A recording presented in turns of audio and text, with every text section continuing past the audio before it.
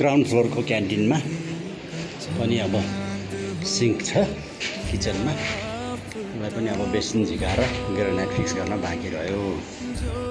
यो लेडिज बाथरुममा पनि सावरको हाइट बढाउनु पर्ने भएको हुनाले त्यसलाई पनि झ्याल टालेर प्लम्बिङको काम सम्पन्न भयो।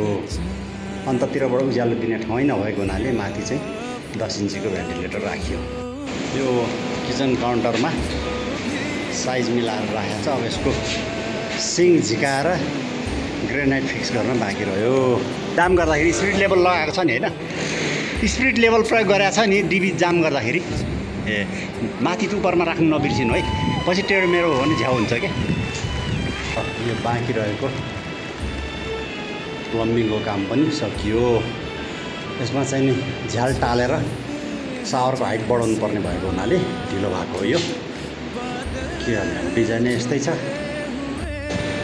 यहाँ पनि झ्याल टालेर सावरको हाइट बढाउनु परेको हुनाले बाँकी रहेको थियो। यो पनि कम्प्लिट भयो ल।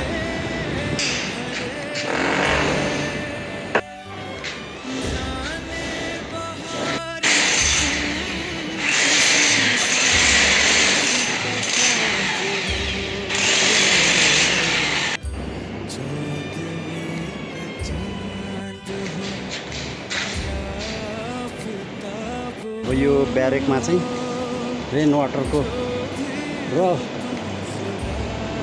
रिजर्भ ट्याङ्क कनेक्सन गर्न मात्रै बाँकी रह्यो। अब